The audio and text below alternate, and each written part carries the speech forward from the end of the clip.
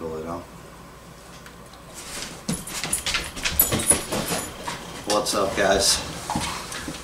So not a fancy video here for you guys, but you know, I've been thinking a lot lately, and I have over the years. Just never really put anything together as far as thoughts to do this type of video, or this one specifically. But it was something that was on my mind because of the way I think and what direction I kind of wanted to go, you know, in my life and so forth. So I put a video out in this series. I talked about bushcraft, woodcraft, and self-reliance. So if you haven't checked that video out, it's in the playlist, Woodsman Ways, so if you want, it's there. But I discussed, you know, how all those things were kind of intermingled and how they were separate, you know, of course, in my own opinion. So much like this video.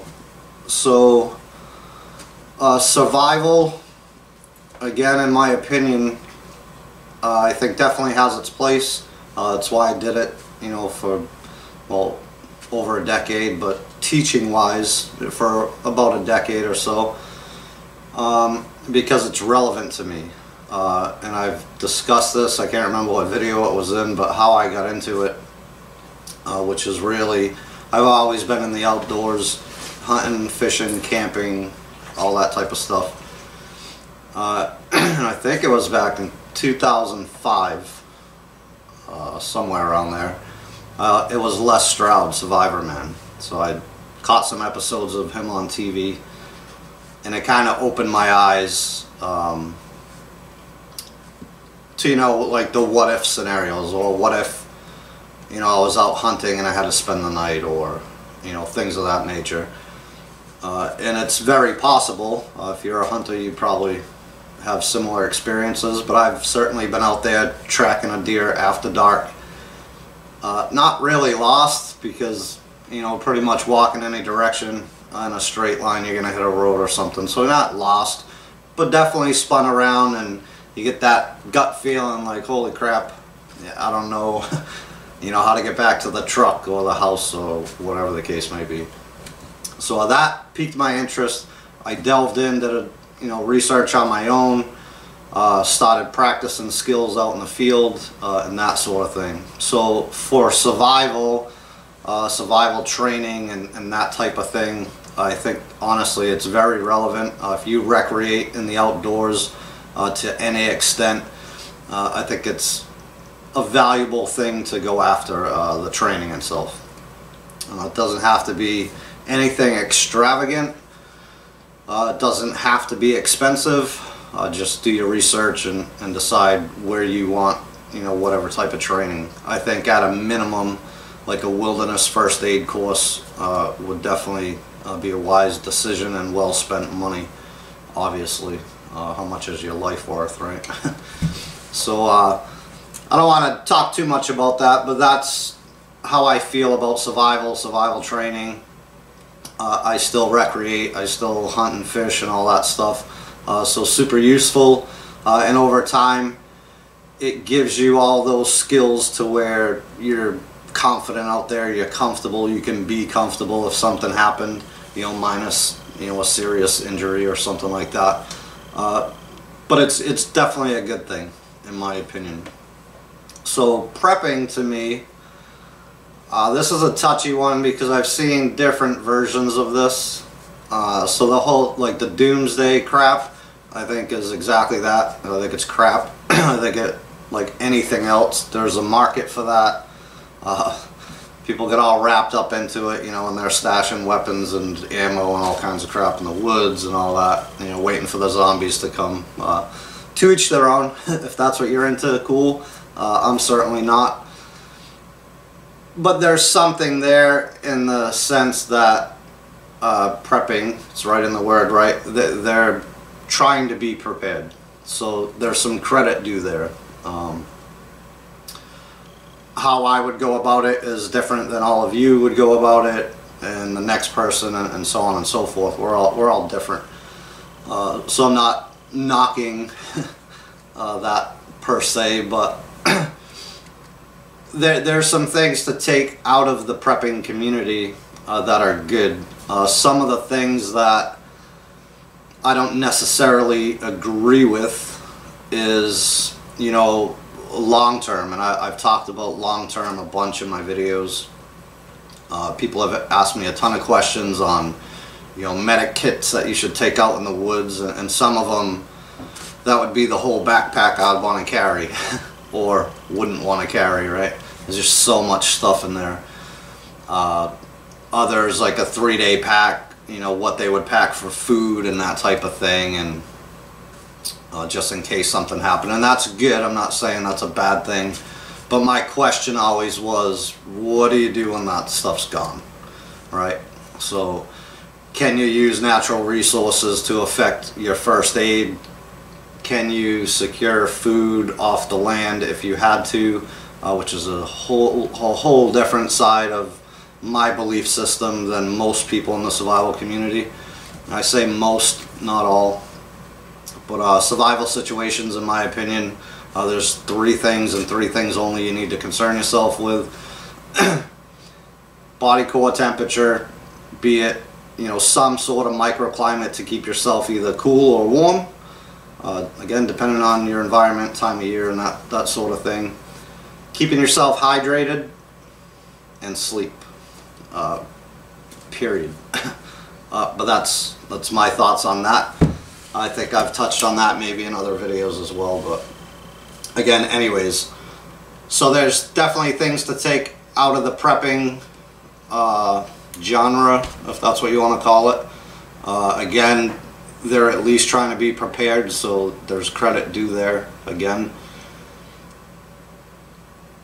But a lot of the things that I've seen, and again, this isn't everybody, it's just the norm from what I've seen in videos and stuff like that, is they got this huge storage area full of, you know, all your MREs and mountain house foods and all that stuff, which I'm not saying is bad. I'm just saying it should be well thought out in that, what does your family typically eat? What do you actually need? And again, the most important to me is, what do you do after that? Like, when that's gone, what are you doing? You know, so your shit hit the fan situations and all that crap, okay, you're good for however long your storage shelves have stuff on them, but what do you do after that? And then there's, you know, we could chase this right down the rabbit hole, and, you know, protecting all the stuff that you have, because people are going to come steal your shit and all that. Not going there. But I think you see where I'm going with that. So lastly, homesteading is something that I didn't really know the term back when I was thinking about it, but I always wanted to be self-sufficient. Like, that was always my end goal, always, which is why I hunt, fish. You know, I had small gardens, you know, pretty small, not enough, you know, to sustain my family for an entire year, not by any stretch, but it allowed us to eat seasonal and have good homegrown food. So I've done it at least on that scale. But being self-sufficient to me has always been the end goal. So, you know, I started the homestead, you know, a few years ago. Due to work and all that, it kind of went to the wayside, but I'm getting back into it again because that's always been my end goal. So this time around, opted for rabbits for the first animal on here. There's a couple reasons for that. One being, it's winter, there's a ton of snow outside. I didn't feel like shoveling stuff out to redo the animal area to where I could get chickens and what have you. So the rabbits, I set up a little rabbitry in my basement that used to be a garage underneath the house. That side of the house stays cool. There's some stuff over there that I store, you know, just a room to put stuff up, not food or anything, but extra stuff, seasonal stuff. So it works well there. I can just take all their droppings and everything, dump it outside in the raised bed. It's a win-win. And I don't have to trek out in the snow, at least as of now, to take care of them. So Rabbits, I believe, are awesome because they do multiple things, right? So one, they're food. At least for me, I'm raising meat rabbits, so it's definitely food. All their droppings, you know, manure, whatever you want to call that, their poop, could be directly added to the garden, and it's among the best of what you could put for fertilizer in a garden without, you know, chemicals and that type of stuff, which I believe is no good. But, you know, neither here nor there. So, and aside of that, rabbits, as you know, right, breed like rabbits, are very easy to scale up and scale down as needed. So if I don't need to raise a ton of rabbits, back off on the breeding, you know, stock up my freezer to, you know, what I think I need, and it's good. And then if I'm low on anything else and I need more meat, I can always breed them and just scale right back up. They're awesome for that. That's, again, one of the reasons that I got them. So enough on rabbits. But there's other animals that I plan on getting. We'll talk about that when we get there. Gardening. Just a couple trays of their microgreens. I did a video on that. They're doing well, as you can see. I've harvested from that a few times, and it's still going great. Even the places that I cut across the top, which I didn't want to do, it's still growing up out of there. So something as small as that, just a couple trays in the windowsill, can keep you going in fresh greens for a little while in the winter. Again, I got like a foot of snow out there at least, and I'm eating fresh greens that I've grown myself. So gardening is another thing, right? Sustainable. You can keep doing it. It's certainly seasonal, or at least depending on your geographic location. But as long as you get the right types of seeds, you know, open pollinated, that non-GMO, that sort of thing, at the end of the season you can keep saving seeds for the following year, and on and on and on. In contrast to that prepper shelf, right? That once it's gone, it's gone. If something should happen and you can't replenish that. So you might ask, well, what about the rabbits? So I feed them pellets. True enough, because that's the time I'm in right now. So I can feed them pellets. Yes, I got to buy it from the store. It costs me like $15, $16 a month for the rabbits that I have. Just had babies, so that I'm assuming is going to go up a little bit here, but double that, call it 30, you know, whatever. In the event that that's gone, I can always pasture the rabbits. They can eat off the garden as well. So again, sustainable, right? Long-term goals, not short-term, you know, disaster. And again, not that that's bad, but I'm thinking long-term.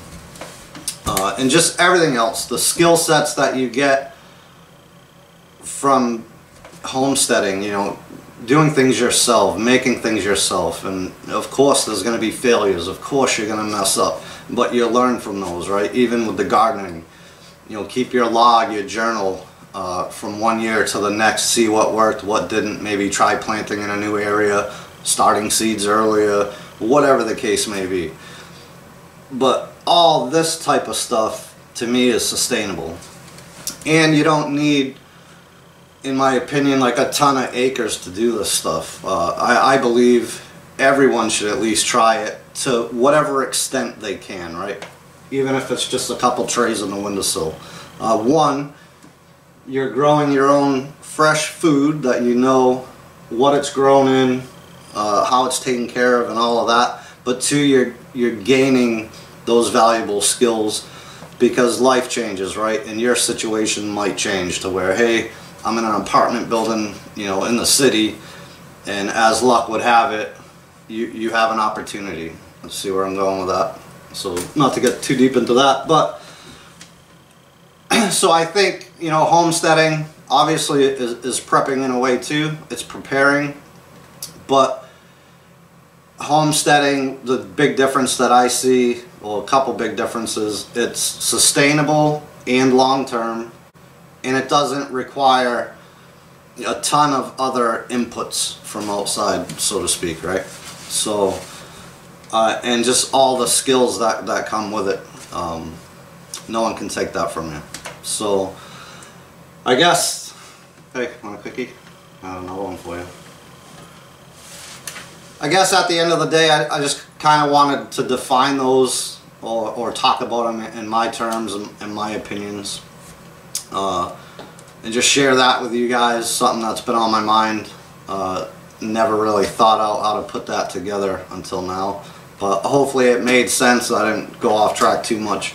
You know, and you guys can get something out of that. And then I guess just the last, you know, final thought with, you know, the homesteading and all that. Like, awesome to grow your own food, raise your own animals, and I'd highly recommend everyone do that to which extent that you can, right?